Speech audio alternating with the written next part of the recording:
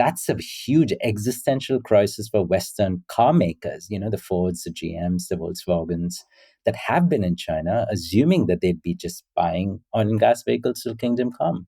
That's not what's happening anymore, because if the transportation sector is being rapidly transformed.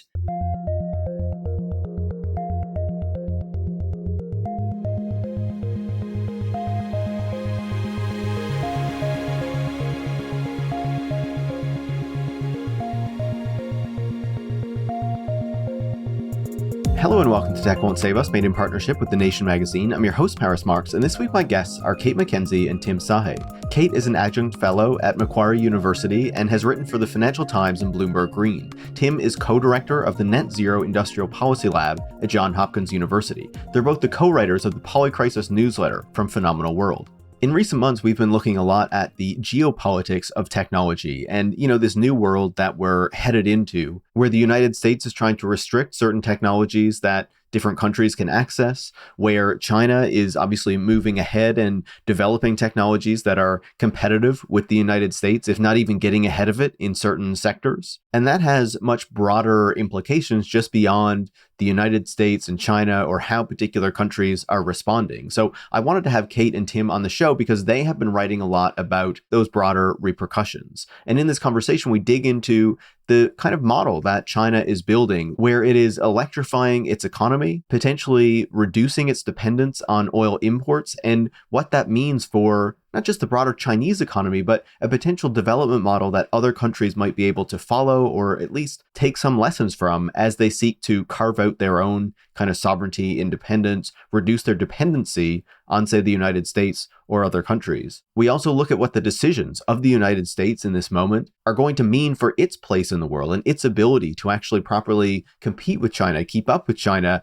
and try to maintain its position in the world system and whether that is even going to be possible. And then kind of the broader question of what this means for many other parts of the world, right? Parts of the global south that are trying to keep up, that are trying to grow their own economies, and whether the Chinese model now appears more appealing to them, and whether, the West is still just kind of stuck behind this model that the United States has created, that they built their economies on over the past number of decades, century, whatever we want to say, and whether it can pivot too. I think that there is a really important point made in this conversation that China seems to be building a very different model based around electrification rather than on extracting fossil fuels and in particular oil and gas and kind of building its economy on top of that. And on the one hand, there's an obvious potential climate benefit of a model that China is building, but it's really not building that because it cares about reducing emissions and climate change and stuff necessarily, but because it is beneficial for it to do so as a country that does not want to be dependent on these resources that it doesn't have very much of. But on the flip side of that, there is the possibility that a model like this, if more countries are adopting it, could, even if they're doing it for political reasons, actually have climate benefits down the road as you're having fewer countries and fewer parts of, the industries of these countries reliant on fossil fuels that are creating these emissions that are driving climate change. And to me, there is something potentially hopeful in that. And holding back that model is not only a bad idea for the species, if we want to think about the future of the world that we're creating, but if it is one that will actually allow countries to carve out more independence, less dependence on the United States and on constant imports of fossil fuels, then obviously that seems like a good thing, right? Even if it's not necessarily in the interest of the United States itself. So I think it will be interesting to see how this continues to play out. And it's for that reason that I was really interested in having Kate and Tim come on the show to talk to me about this, because I think the types of things that they're talking about could have very significant repercussions in the years to come. And we're already starting to see aspects of that playing out today. So if you do enjoy this conversation, make sure to leave a 5-star review on your podcast platform of choice. You can share the show on social media or with any friends or colleagues who you think would learn from it. And if you do want to support the work that goes into making Tech Won't Save Us every single week, so I can keep having these critical, in-depth conversations, looking at the ways that technology is affecting not just the economy, but increasingly, the global system, you can join supporters like Jukebox Hero, Kat, Monique from Switzerland, and Frida from Jordan by going to patreon.com/techwon'tsave us, where you can become a supporter as well. Thanks so much and enjoy this week's conversation. Kate, welcome to Tech Won't Save Us. Thank you. It's great to be here. And Tim, it's great to have you on the show as well. Thanks for having us. Now, I have been reading your Polycrisis newsletter, and there have been a lot of really fascinating essays in there. Of course, what you're writing about really resonates with me, but it also aligns with some of the topics that we have been talking about on the show lately, which is why I wanted to have you both on, because it kind of broadens out some of the things that we have been talking about by looking, with kind of a broader perspective here, right? And so in recent years, we've been hearing a lot about China's investments and advancements in various technologies, particularly with supposed green technologies like electric vehicles, batteries, and solar energy. So I wanted to start by asking, why has China so vigorously pursued those technologies in particular? Yeah, so there's a few different reasons why China's gone specifically after building such a big presence in clean tech. It's not necessarily about being a climate leader. There are a lot of other motivations there, and in fact, it's probably climate is fairly far down the list. Although I think the Chinese leadership does have a bit of an interest in being seen to be a good citizen on the international stage.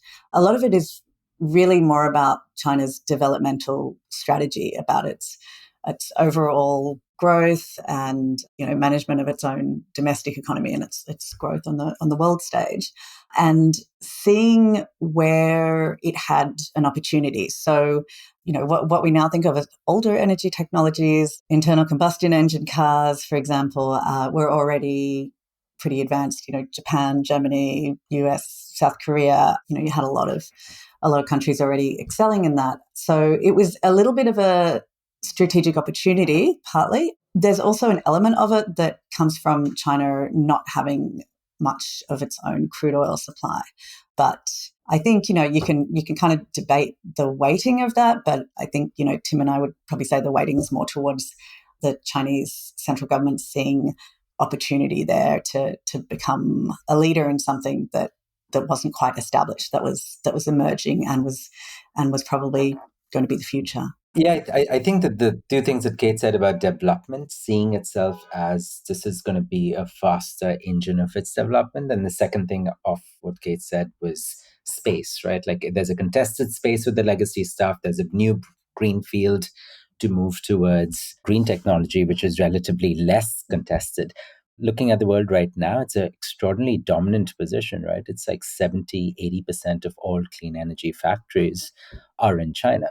And if you were to stop the clock and rewind back to 2000, it would be exactly the other way around. 80% of all clean energy factories were in US, Europe, and Japan.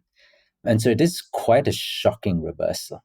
And you don't get a complete 360-degree kind of reversal like that without a powerful state putting in a lot of resources, which is money, which is capital, which is technology, which is learning, which is human capital, universities, R&D ecosystems. Like, so in that sense, that's what we mean by a full-fledged development model. You don't just narrowly think we're going to be good at green technology. You say, we need to develop our societies, and that's going to require us to pick some certain sectors and then put all of the factors of production behind it: capital, land, labor, human capital, knowledge, and then you bear the fruits of that.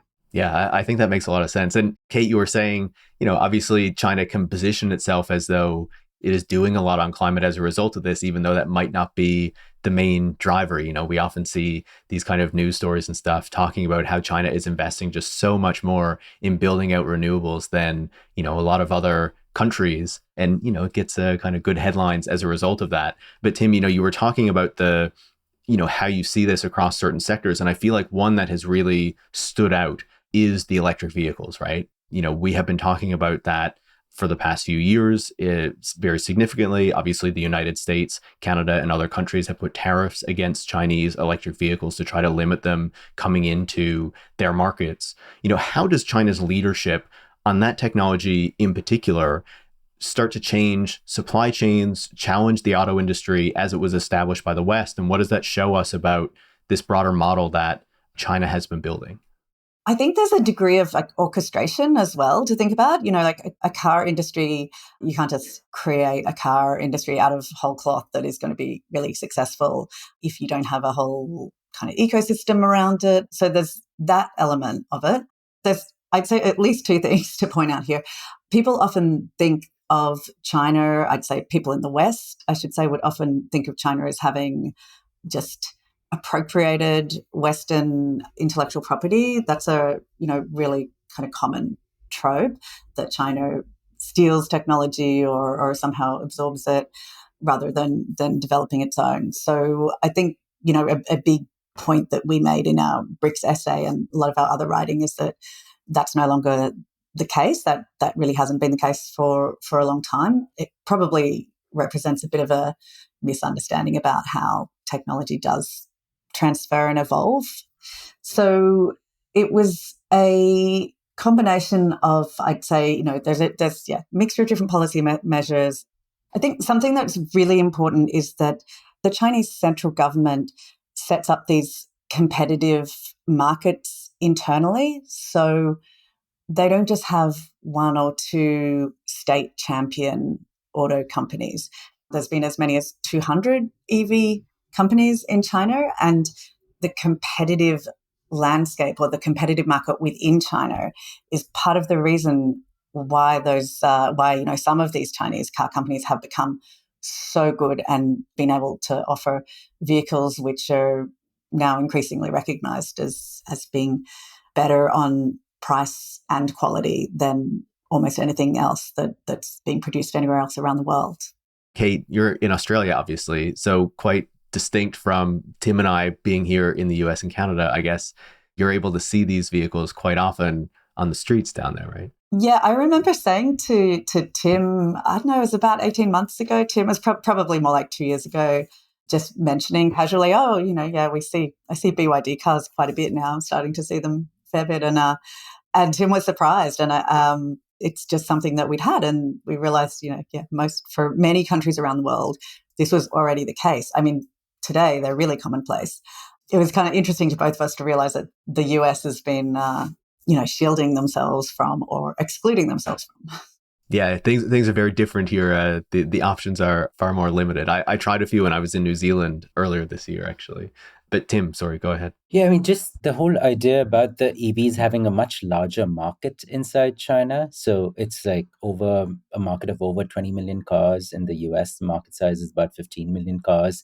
And at this point, more than half of the cars sold in China are electric. And it's like 100 plus brands. There's a severe price competition going on. And it's this kind of creation of what the Chinese have very deliberately done is create a gym inside, like a gym where you have to be lean and mean and competing with each other. And it's like the fittest kind of survive. And when you have this 5 to 10 year period of like massive competition, then within that cauldron of the Chinese internal market, like the sharpest, keenest firms survive. The ones that have spent the most amount of money in innovation and R&D, really squeezing costs, getting a lot of innovations in, and spending a lot of money trying to innovate in battery chemistry. And just if you just wanted like a really simple figure of that, well, what is an EV? Well, it's mainly batteries, right? So 70% of the cost of an EV is just batteries. Well, what's a battery? Well, that's just chemistry. And that just requires a shit ton of metallurgists and chemists. And China's like it's like, over 100 battery chemistry PhD programs.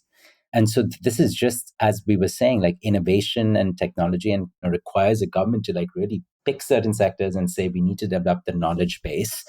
And that's why they're doing, innovations that are getting the cost of an EV as cheap as they are.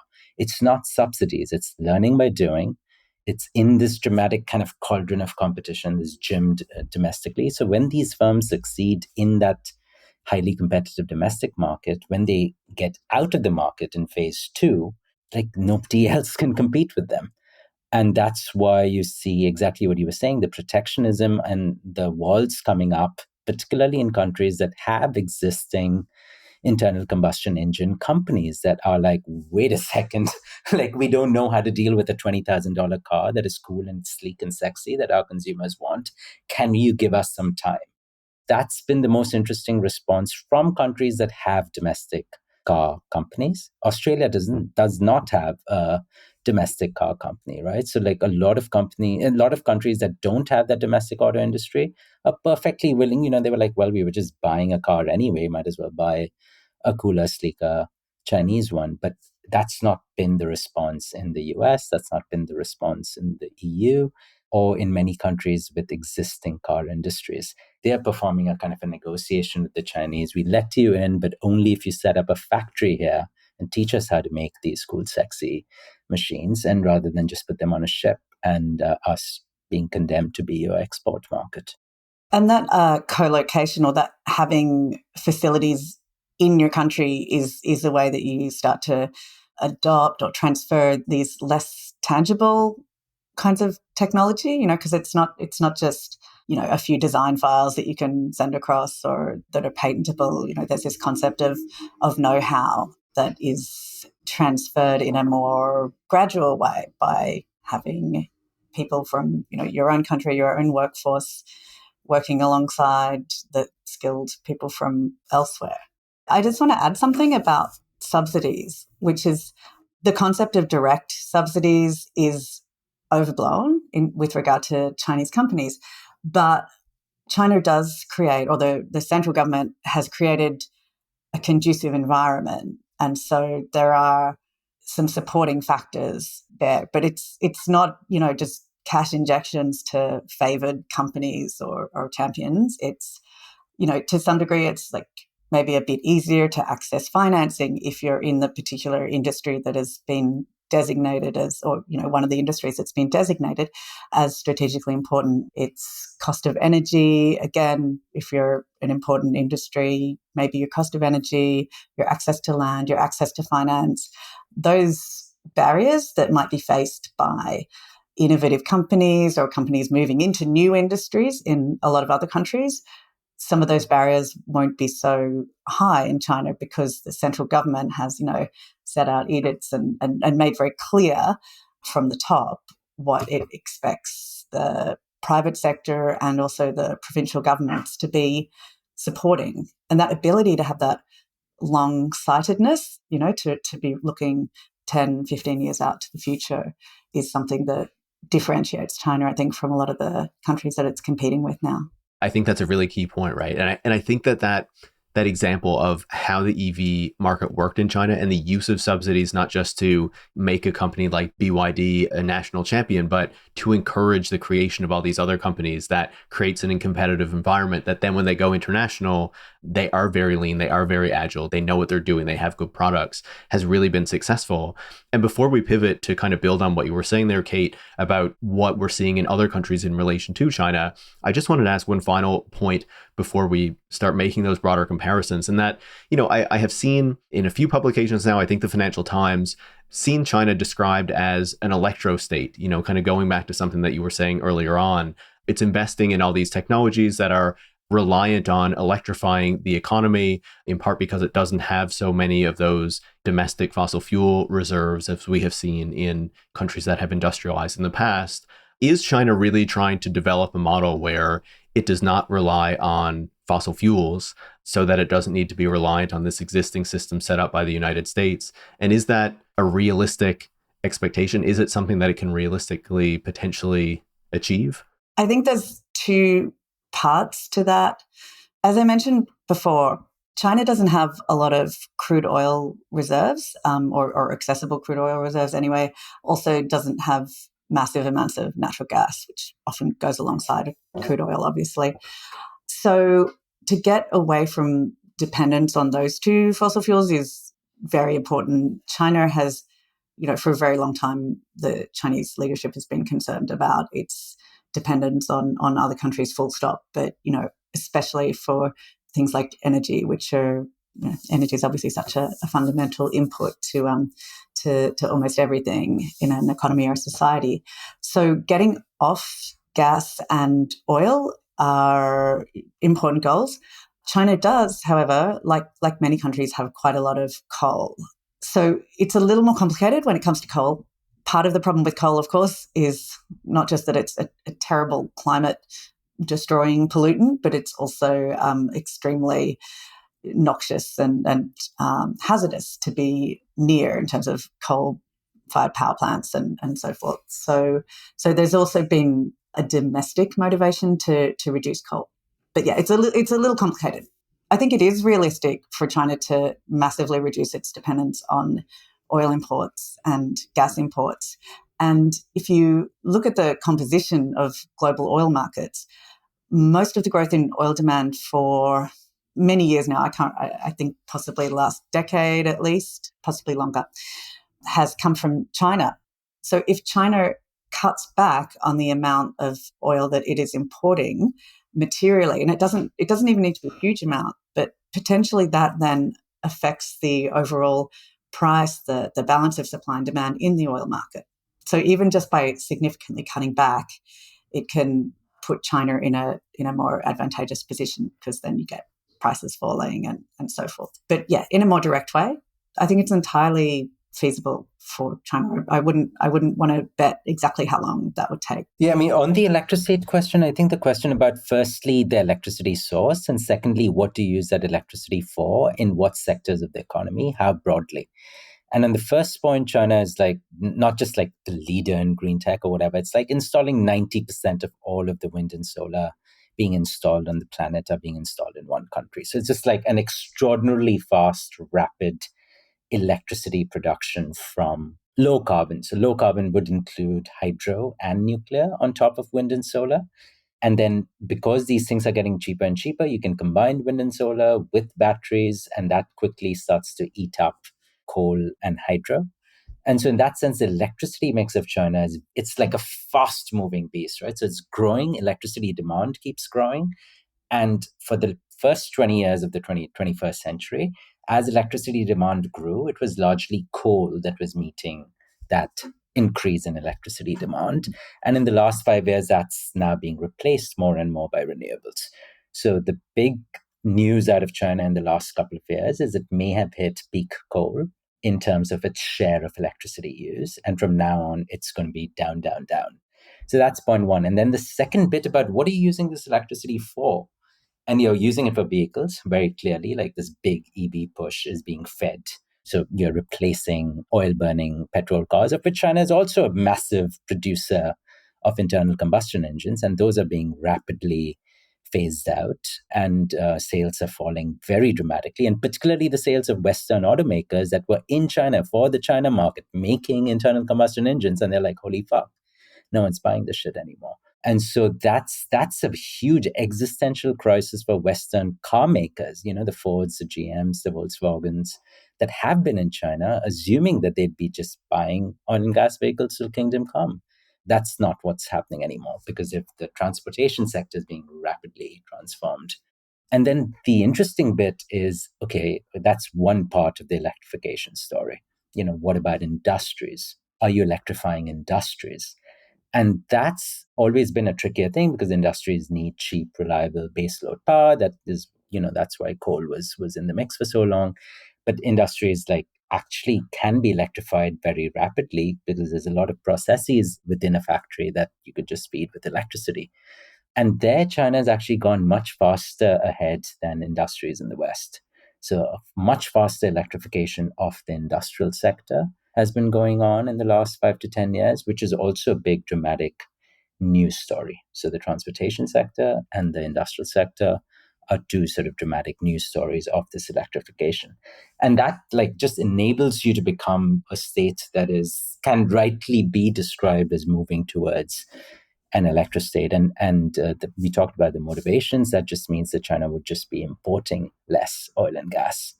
And the United States, is the world's largest oil and gas producer, the world's largest oil and gas consumer, the world's largest oil and gas exporter. We export more oil than crude oil than Saudi Arabia.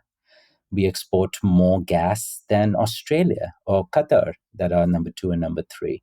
So this is quite a dramatic difference between two types of states that have made two very different sort of choices about their future. One sticking with the oil and gas, which have been the dominant energy sources for the last 150 years, and the other saying, hell no, there's no way we can compete with the Americans on anything to do with oil and gas. Let's carve out a whole new energy regime.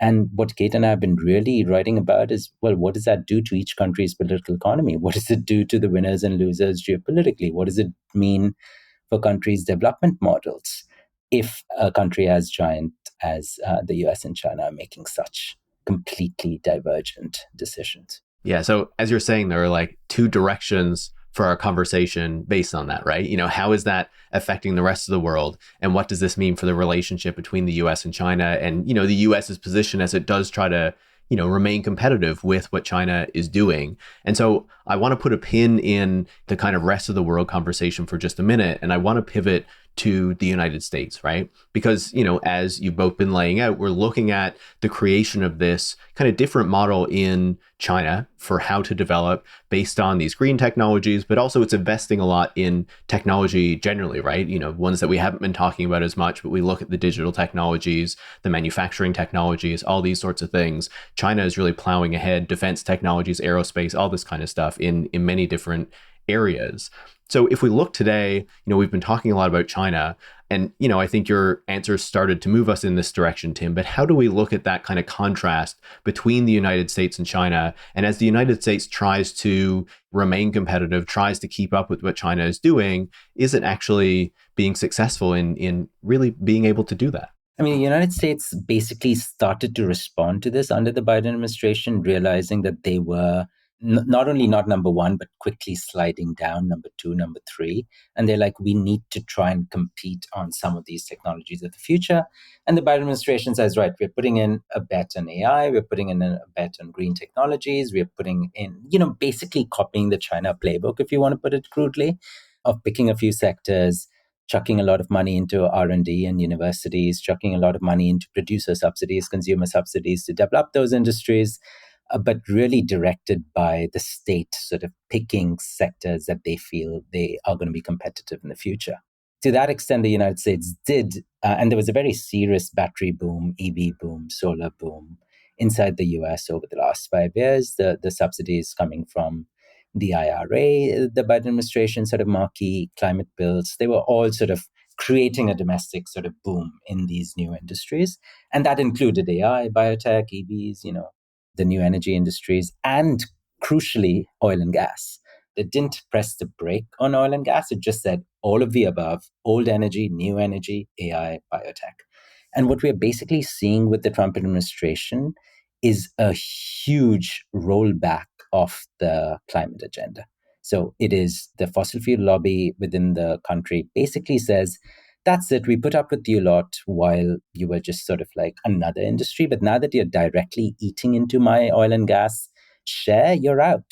And so there's this absolutely ferocious response from the Trump 2, which we didn't see in Trump 1, which was an all of the above kind of administration. Trump 2 is like, no, we need to kill the renewable industry. And it's been a very systematic rollback across the regulatory state, across the legislative bills, across stopping permitting so that, new wind and solar are just not going to get the permits to develop themselves on offshore land, on offshore waters, or on federal land, and so on and so on. So that's a rollback agenda. But what they do go all in on is the AI sector. And, we can talk about that. And the second thing they go all in on is drill, baby, drill. So it is an administration that says we want to maximize oil and gas production, and we want to go all in on AI. So you could call that, that is an industrial policy, right? It is, as we said, the China playbook. It's just dramatically rolled back a lot of the R&D support that would be needed, and it's dramatically rolled back entire swathes of that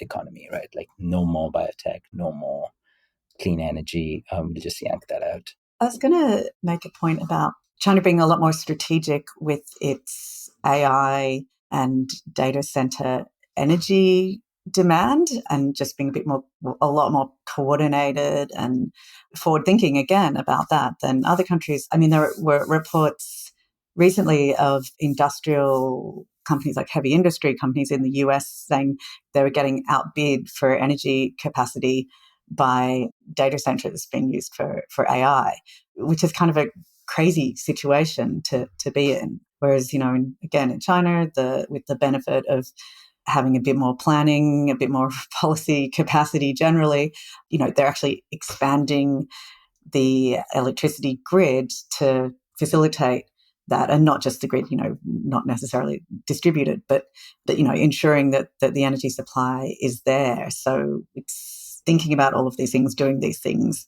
together, and not just leaving it up to each industry, each company to kind of fight it out.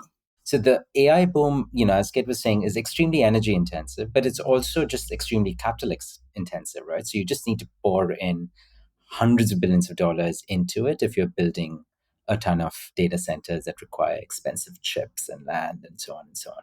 So at this point, it's the two parallels between the US and China are quite profound. Like the US is having a macroeconomically significant chunk of its economy going into capital expenditures for new factories and data centers. It is at this point like a sector that is almost single-handedly holding the stock market afloat. So the top 7 to 10 companies are responsible for almost all of the stock market's kind of valuation at the moment. So that's what I meant by it's like an all-in kind of bet on this one sector. They've put down about $100 billion on data centers in the last 3 months alone. $100 billion. If you add up the amount of capex that has gone into data centers last year, that's more than the entire power electricity grid. It's just a gigantic bits of money, $150 billion per year. You look at what Morgan Stanley is estimating about the amount of capital expenditures, factories being stood up, data centers being stood up. They say the AI boom could exceed more than $3 trillion in the next 3 years. So by 2030, $3 trillion. Sorry, 4 years. So that's, we're talking like really gigantic amounts of money, large amounts of capex, large amounts of market capitalization, and they're driving, as you said, this kind of economic kind of growth. And all of the things that we just said about the AI in the US are true about the new three sectors in China. The new three EV solar battery, which is their term for the EV solar battery sector, is the new three. They are macroeconomically significant. Lots of provinces are, chucking freebies at the companies, just come in and build these things. And that's a dynamic kind of state focus. These are things that we really need to dominate on in the future. And it just so happens that one of them is very clearly required for the clean energy transition and from preventing us from boiling alive. And the other one, their AI bet, for all sorts of reasons we could get into, whether it's political, whether it's climate, whether it's geopolitical, is quite you could say, just a negative bet overall. But whatever it is, these are two big countries with big capital resources, big markets, and they're made, as we said, very different bets about the future. If we look at the decisions that the United States is making now, obviously we see that it has open, very clear concerns about its ability to remain kind of a hegemon or one of the dominant powers in the world. It's concerned about China's ability to kind of leapfrog it and take over. It seems that the decisions to basically pull back on that Inflation Reduction Act, green spending, not to mention all these other cuts to, say, science, technology, education investment on the side of the government, not to mention this kind of inability to really plan for the long term that we see in China. Like, it feels that is really hampering the United States' ability to kind of keep up here. Does that sound accurate? I mean, yeah, absolutely. It doesn't really bode well for the future. I mean, maybe Tim's probably, being in the US, a bit better placed to speak about this. But I mean, it looks to me like it's to the extent that there is a coherent strategy in what is happening or what's being undertaken by the US administration at the moment. It seems a bet on two things: a bet on US dollar hegemony and fossil fuel, particularly oil and gas dominance, and an ability to wield those energy sources in a dominant way, which I would say is much less stable, a much less safe bet than the power that can be wielded through the dollar. Currency hegemony and energy systems, they're both very hard things to unwind or to shift. But I think it's interesting that the US is going all in on its role as an exporter of oil and gas when the threats to that, the forces working against that are already looking so powerful and inevitable, really. When I read about this and when I hear about it, and I hear about, say, the United States being so dependent on fossil fuels and doubling down on fossil fuels, regardless of whether it's a Democratic administration or a Republican one, as you were saying, Tim, even under Biden and going back to Obama, and I'm sure before that, there was still this big focus on extracting more oil and gas, burning more oil and gas, even if there were investments in clean energy alongside of it, right? if I'm looking at a model where we remain dependent on fossil fuels as someone concerned about the climate crisis, and one where we get off of that, even if it's for geopolitical reasons, because we don't want to be reliant on oil imports and things like that, it feels to me as someone who like is worried about the planet, that is ultimately the one that I'm going to want countries to adopt rather than remaining dependent on fossil fuels because it's in the United States' interest. I think it's worth like specifying kind of what role oil and gas plays in an economy, in the global economies. Countries like that don't have oil and gas reserves have to earn dollars in the global market by selling something. So Brazil might decide to sell iron ore or soya beans to earn dollars. India might decide to sell like software services and tech services and consulting to earn dollars. But you need a business model for your country that earns you dollars. You then turn around and swap those dollars and buy liquid energy that you pump into the bloodstreams of your economy, that you feed the vehicles for your people, and you keep your economy kind of humming. So you require a way to earn dollars, only to then spend those scarce dollars purchasing giant gobs of energy. So you can see where this is going, right? Like a bunch of countries can be like, wait a second, why the hell should I spend suddenly like 5 times more money on oil and gas because, I don't know, a war broke out somewhere? Or, I don't know, a pandemic kind of happened and you get these supply chain blockages. And you're like, that's it with my budget, I guess. I'm going to be spending, 4 to 5 times more on buying and importing expensive hydrocarbons to keep my economy afloat. And so a lot of countries are kind of seeing this play out, these kind of supply chain shortages play out with expensive energy and just concluding that's it. We need a plan to get off.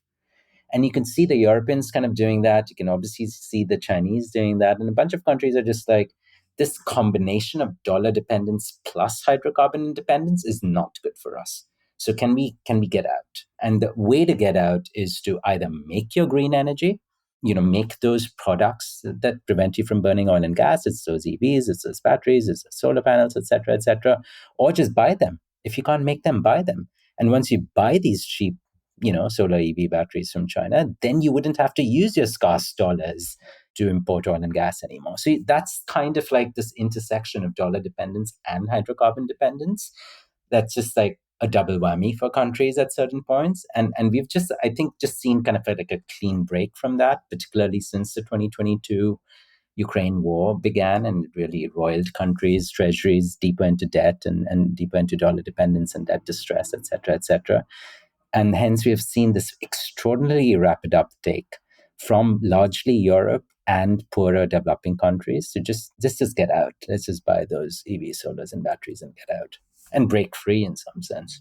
I feel like this has been obvious for quite some time that there are so many countries around the world that are dependent on oil and gas imports, and that ends up destroying their budgets because everything needs to go to importing these forms of energy and whatnot. But I feel like for a long time, even though they could rely more on renewables, we didn't see that kind of investment really taking hold, really happening. Are we finally starting to see that now? Or like, what are the roadblocks to actually countries being able to make that shift or that transition? I think that kind of self-reinforcing problem of dependence on imported fossil fuels and dependence on the dollar is such a vulnerability for a lot of countries.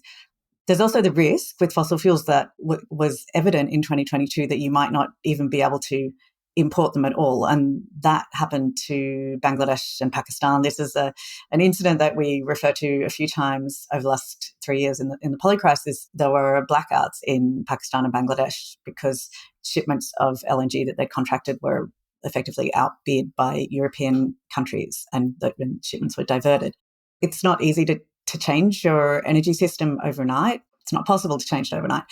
To switch to a more renewable-based system or ultimately entirely clean energy-based system, first you need electrification. So you need to change the demand side as well as the supply side, right? So if you've still got a lot of internal combustion cars, vehicles, motorcycles, then there's things like electricity grid infrastructure. Renewables and the increasingly cheap storage can really help a lot to alleviate the burden on that, but it doesn't completely remove it. Energy distribution infrastructure is still something that countries ultimately need.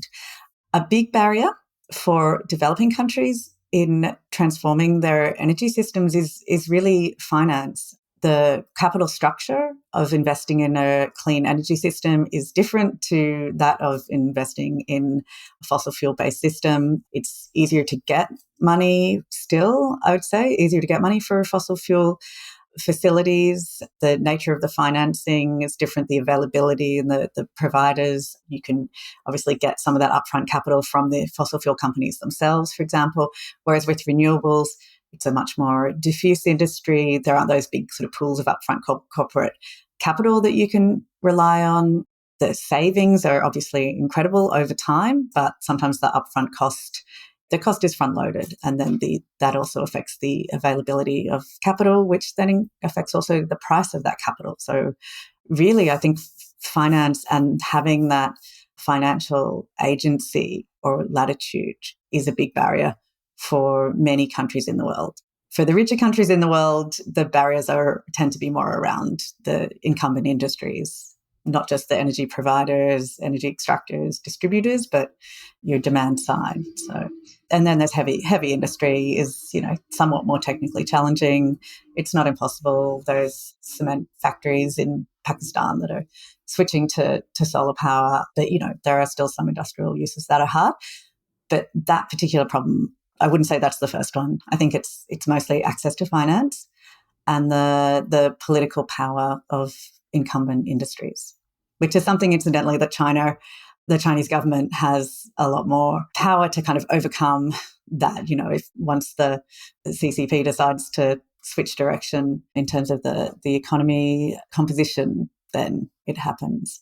That's not quite such an option for a lot of countries. Yeah, it's interesting to hear you say that on the energy system level, right? Like that you can get this support to get the fossil fuel one, and even though it'll cost you more over time, it's easier to do that, even though the electric one will cost you more upfront, but you'll have these long-term savings. And it makes you think even about like on an individual level, buying an electric vehicle, there's a similar trade-off where it's like, it's a lot easier to buy that fossil fuel car right now, even though it's going to cost you more over time and, have these kind of climate impacting issues too. But Tim, go ahead if you wanted to jump in on that.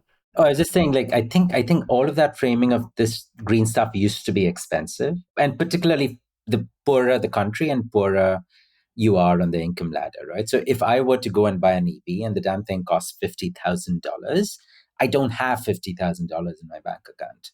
But now imagine a world where you're 5 years, 10 years into the transition, which is where we are, and the EV being sold in China is for $15,000. If you're sitting in Mexico or Brazil, you get that for $15,000. Then all of a sudden, that cost premium is kind of flipped on its head. It's the EV bit that is cheaper than the fossil fuel car. And I think that's where you get this dramatic kind of momentum shift from it being an uphill battle to it being a much more downhill battle. And I think that's what's starting to happen. So that example that Kate was saying about Pakistan and Bangladesh and with blackouts, if a country as poor as Pakistan can very rapidly becomes the world's fastest buyer of solar panels and do something like 40 or 50 gigawatts of solar panel purchases in the last 3 years alone. So it's like all of the electricity that Pakistan had added up, installed on its grid since independence, so over the last 70 years, it managed to install that much of solar panels in the last 3 years. So this is an extraordinarily rapid boom, and maybe it won't happen in other countries, but it gives you a sense of what happens when the lights go out is a bunch of people in a country, both with money and without money, end up saying, that's it, we need an alternative. And so Pakistan was like, okay, we need an alternative. And you got this massive bottom-up pressure to get and import those Chinese solar panels and batteries. And as we were just saying, those Chinese firms are now going out in search of new markets. So they just land up all over the world and are just like, okay, you need a few shipping panels of solar panels delivered every week. Well, we can get them for you. And so you get this rise of bottom-up business models, a lot of distribution companies cropped up in Pakistan. And it's kind of like the distribution model of, say, buying a Coke, right? Like you can go anywhere on the planet, in the middle of basically nowhere, and you can find a Coke. And imagine what happens when the distribution model of solar becomes like getting a Coke can. There's just kind of like so all of the stuff that we've been talking about of the friction and the difficulty of it and it's more expensive. That, in my view, was like the world of the last 20, 30 years. The world of the next 20, 30 years is solar panels and batteries ending up like Coke bottles everywhere, easily accessible, cheap, and a lot of these frictions sort of end up being minimized. But I'm with the broader thing that politics matters, cost of finance matters, political incumbency matters. That's why the political economy of climate matters so much. Well, and on that point, I wanted to ask you about what you were writing in that piece, where I think we've seen quite a bit of discussion in the past few years about whether the BRICS and whether these more powerful kind of global south countries can actually come together to develop some sort of a model that is distinct or different from the one that the United States has promoted for the past number of decades, right?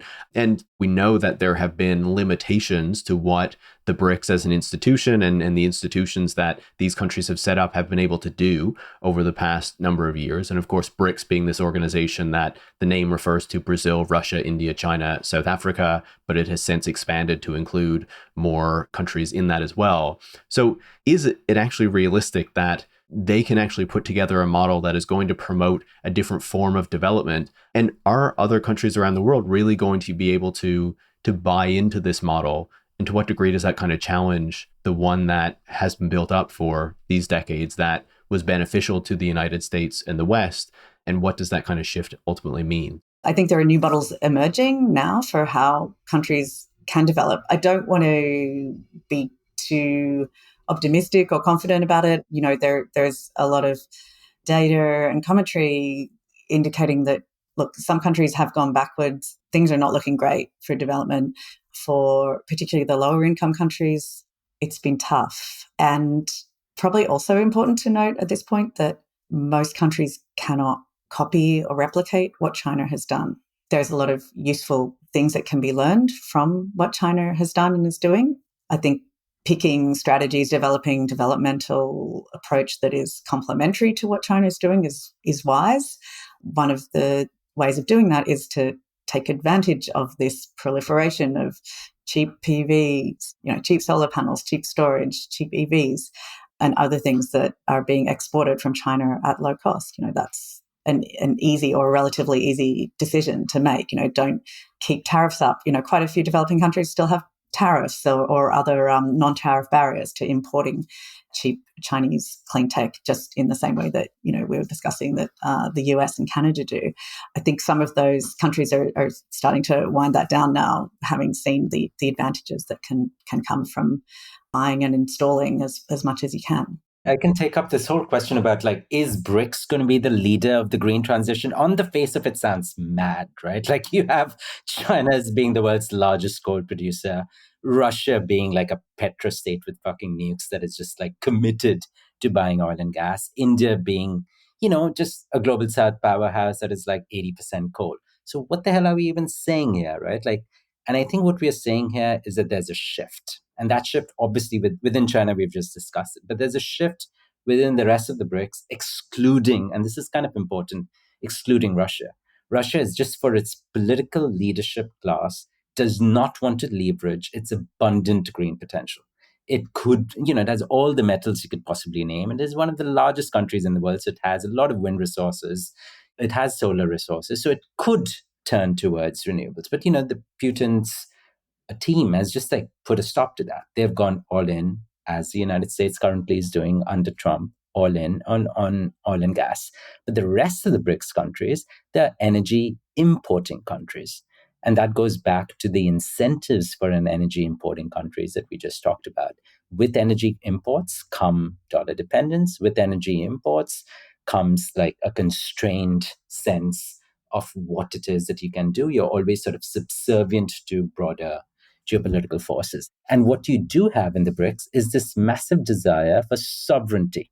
And sovereignty is the ability, of people to exercise collective freedom, for people to exercise their own collective choices in the world. And if that's what a developing country, particularly the bigger, more powerful, more sort of must-lead developing countries like your Brazils, Indias, South Africas sort of want, is that kind of freedom of maneuver. And so what the case that we are basically making is, if you see the shift in the incentives of these countries, you see the shift all of these countries, particularly Brazil, India, South Africa, have been moving towards India's like 3 of the 5 largest solar installations in the world have now come from the BRICS countries. They used to be all in, obviously, on coal, but now you see a shift in their electricity systems. And then the third most important thing is they want to learn how to make these green products. So they're passing green industrial policies to build factories to churn out those panels, batteries. And, the UNCTAD report estimates that the new energy industries is going to be worth about $10 trillion by 2030. So that's it's about 10 or 15 frontier green technologies. It's going to represent $10 trillion of value. So imagine you're a big, powerful, developing country. You want a slice of that pie. So what you've been doing over the last 5 to 10 years is investing in those green sectors in that developmentalist way that China sort of does, which is you need knowledge, you need to invite leading foreign firms, you need to absorb it from them, you need to diffuse it over your country and get it into more and more and more sectors so that you can actually benefit from that clean energy. And that's what we're seeing, a shift in the development models, a desire for sovereignty, a desire for autonomy in a contested world. And if the Americans come and breathe down their neck, as they're currently doing with the Indians and the Brazilians, and slapping tariffs on them and saying, if you want to access the American market, it's a club, it's an exclusive club. Here's the access price for it. You need to front up the cash. Those countries are just going to say, that doesn't sound like a good deal. I would rather have more autonomy. And one way to get more autonomy is to press the accelerator on that green transition, which is a shift that they've already sort of made. So I think I basically see both the industrial shift, the financing shift, the political desire shift. And so we really have to now think about BRICS as a contested place where each country's oil and gas and coal sector is competing with the nascent green sector. And the state sitting on top of this is making a strategic decision to shift towards these green sectors. And these are very, very promising signs because these are, after all, the fastest growing countries in the world, some of the most populous countries in the world. And whatever we thought of sustainable development in the 21st century, it has to involve, the Brazils, Indias, South Africas, Ethiopias, Indonesias of the world. It's not surprising that countries would want to carve out more of that autonomy, that sovereignty, what have you, as you're saying. There's a ton more that I could ask you both about what's going on in the global south, but I just wanted to kind of pivot back to the West as we close off our conversation, which is, where most of my listeners will be. And, we're talking about this model that we're seeing rolling out in more global south countries, and there's a lot of incentives for more of them to try to take advantage of that. Again, as Kate was saying, if they can find the financing, and I wonder if some of these institutions that the BRICS are setting up might be able to try to help with that further. Obviously, we know about the Belt and Road Initiative that China has been participating in for years. But if we look at, say, Europe, Canada, Australia, these kind of like traditional Western countries that have been allied with the United States. We could say South Korea and Japan as well, though I'm, less familiar with their specific economic makeups.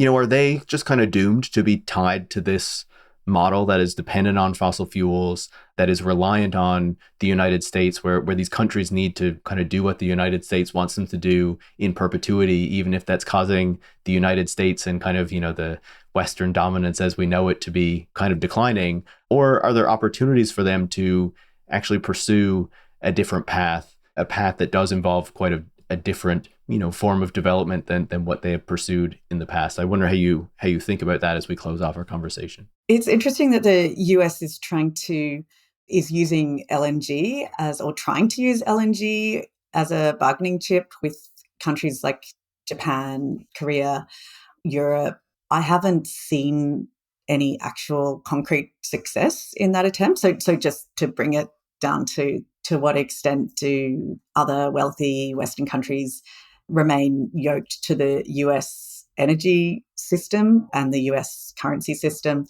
There's some encouraging signs of independence there, or that things are a bit overstated on the US side. Again, I think that exerting energy dominance is a lot harder than currency dominance. It's difficult to talk about energy or monetary financial hegemony without also referring to security for those countries. And that's that's where it gets pretty complex. We've written a lot about countries that are economically very close to China, but want to keep a bit more of a distance in terms of security and remain a bit closer to the US in that regard. Lots of countries in Asia are in that position, including Australia, where I am. That's a very delicate and difficult pathway to predict, I guess, or future to predict for countries in that situation. Europe, not completely dissimilar either. A big constraint for these wealthier countries, apart from their security relations with the US, is also their own domestic political economy. So we mentioned before their own local industries, things get entrenched, power builds around, the incumbents. But another thing I think is just in many countries, it's their ideas about how much money they can invest, or how they can invest and what state measures or what instruments the state can use. So it's not just that they're overly concerned about their budget balance, the way Germany kind of famously has this very deep preoccupation with fiscal rectitude, a very sort of conservative approach, which has led to its own infrastructure being in actually not a great state at all.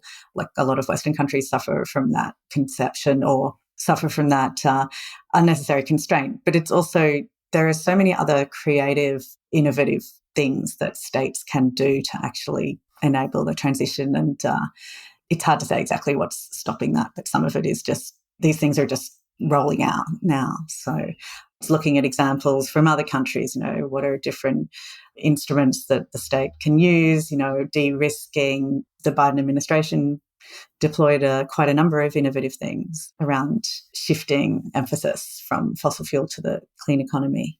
I think this is actually a super interesting question about what does security mean, security for whom, right? So for example, think about Canada, right?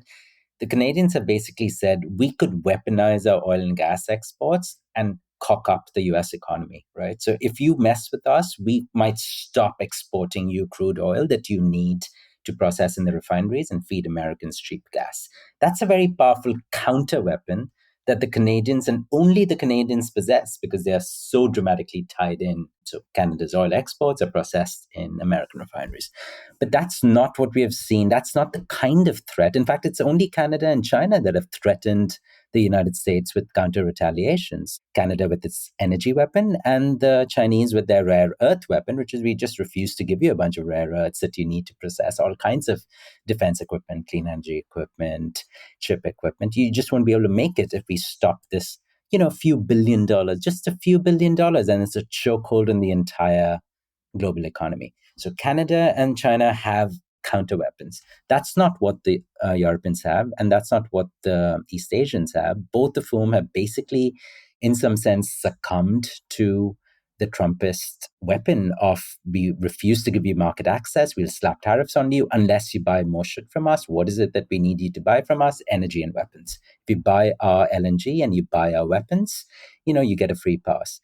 And both the Europeans and the East Asians have come up with, they've kind of chickened out and sort of said, fine, we'll do that. And Kate and I have been calling these, instead of what was called the Trump sort of taco thesis, which was Trump always chickens out, we've sort of replaced it with the empanada thesis. Everyone makes promises and no one does anything. And so that's basically what you see: a bunch of hot air, a bunch of empty promises, a bunch of quote unquote deals written on pieces of paper that no one ever actually has to pass through a parliament. It's just the European Commission guys meet the Trump guys, they write a piece of paper, smile for the cameras, go back home, say we're going to buy hundreds of billions of dollars of your LNG, hundreds of billions of dollars of your weapons, and then no one really checks the details. Trump kind of loses interest, moves on. So that's kind of their plan right now. They just sign some stuff, don't really do much, and continue on with our clean energy transition. And it's just not feasible for the Europeans to start buying $350 billion of LNG. They currently buy about 60 or $70 billion of hydrocarbons from America. So you can't just quadruple that, right?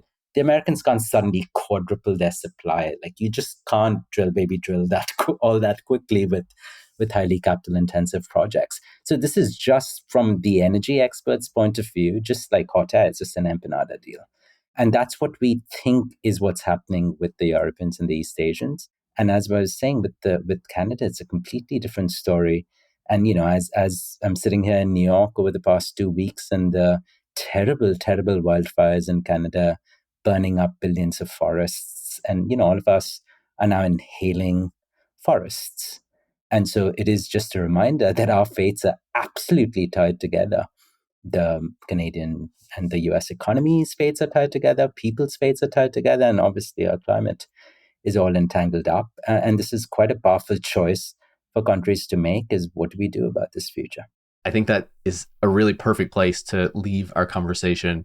I appreciate you both coming on to dig into these really big questions with me. And I certainly encourage people to go subscribe to the newsletter, The Polycrisis, which is on Phenomenal World, because, it'll just allow them to get access to even more of these big ideas that you're often writing about, particularly in regard to climate change and climate policy and things like that, and how that relates to political economy. So thank you both for taking the time. I really appreciate it. Thank you. We had a great time. Thanks so much. Kate Mackenzie and Tim Sahay are the co-writers of the Polycrisis newsletter from Phenomenal World.